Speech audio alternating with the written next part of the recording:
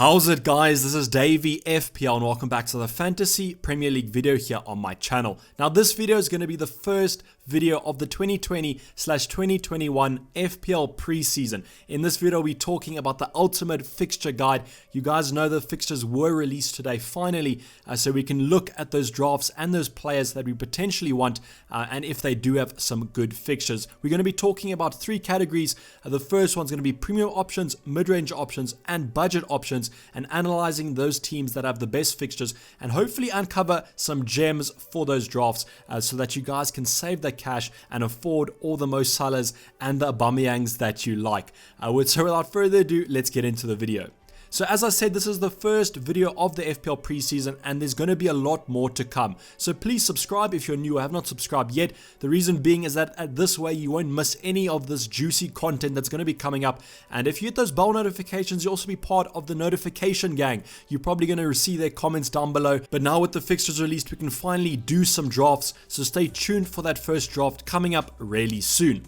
The other thing I wanted to remind you of is the Dayvy vs the World mini league was very successful last season. So if you want to join it, the link and the code is going to be in the description and on the screen right now. So now for the actual content of the video, no notifications or reminders, but the big thing that's kind of come out of this fixture release is that there's going to be a potential blank game week 1. Now I said potential because things do happen in FPL and football in general, especially in the times you're in currently, but right now I think we can assume that it's going to be a blank game week. The likes of Man City versus Aston Villa and Burnley versus Manchester United is going to be postponed. We don't know when to right now, but that does mean there's going to be a double game week on the horizon here. But the one that we have to focus on is blank game week 1.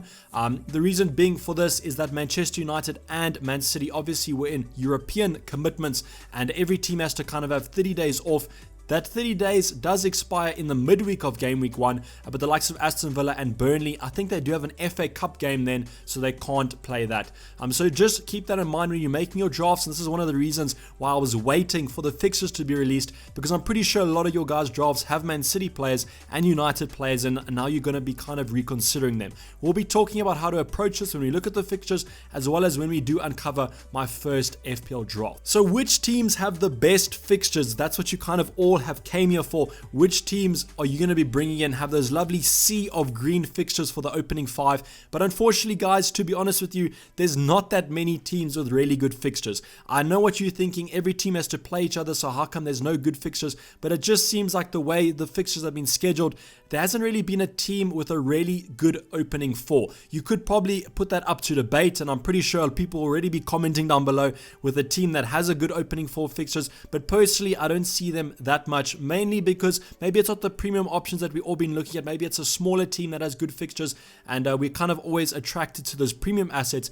But we'll be talking about all three categories, as I said, premium options, mid-range options and budget options. So the first category that I didn't include is the fixture proof teams. Now I know, why are we talking about a fixture proof team in a fixtures video?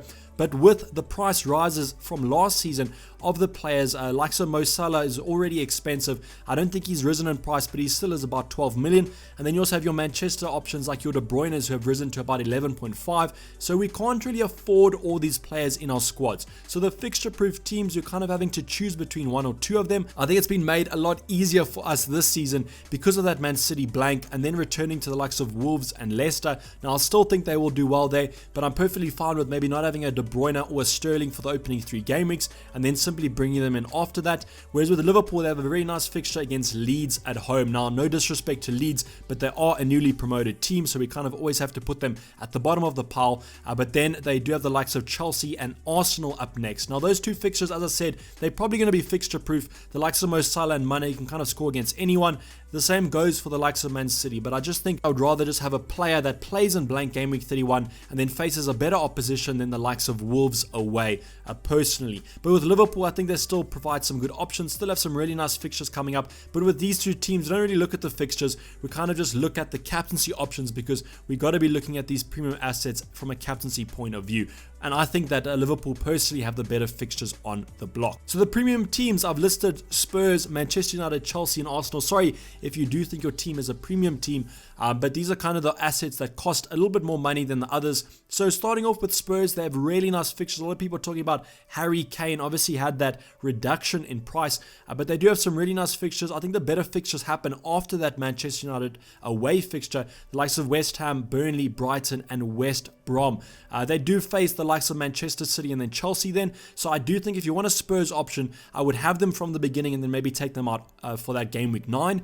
With United, they do have some really nice fixtures. We talk about that sea of green, a kind of a sea of green and grey there. I think the grey fixtures this season are a little bit misleading.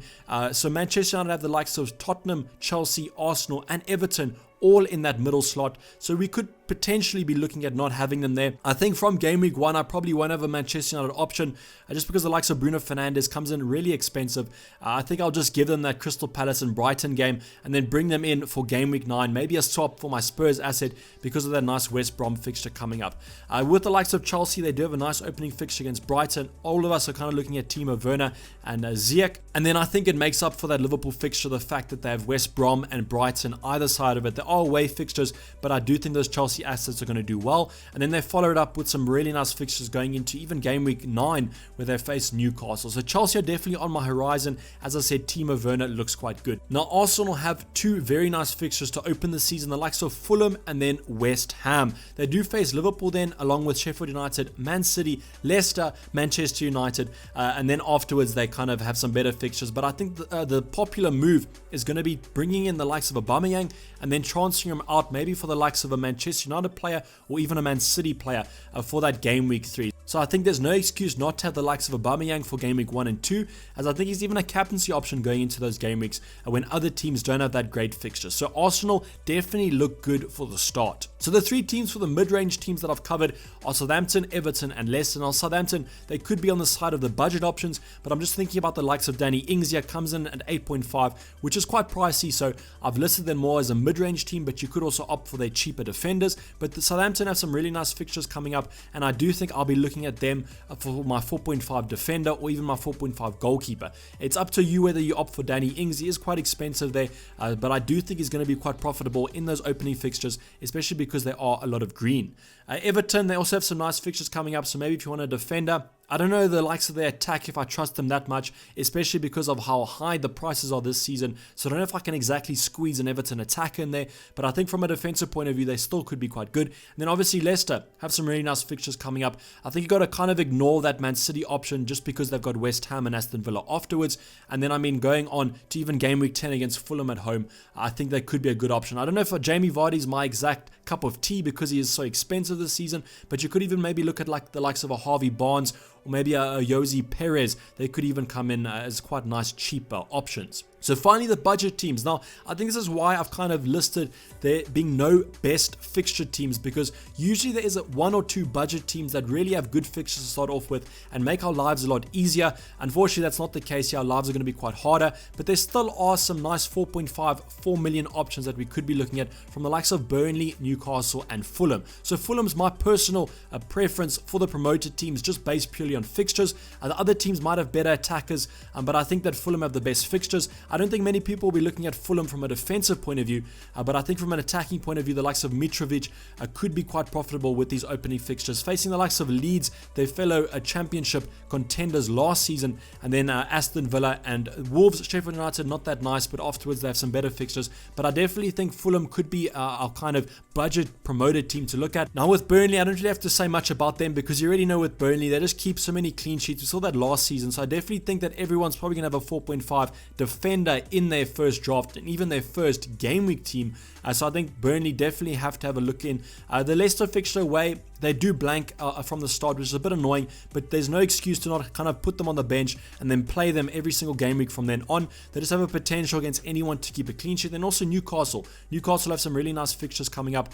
The Spurs, United options and Wolves is not great, along with Chelsea in game week 9. But as I said, with their cheap options, you can always just bench and rotate your 4.5s depending on who has the better fixtures to go by. So these are the 3 budget teams I would be looking at. There obviously are all the teams. Everyone kind of has a mash of good fixtures fixtures and negative fixtures, so it's kind of just picking whoever has the better fixtures in those greens.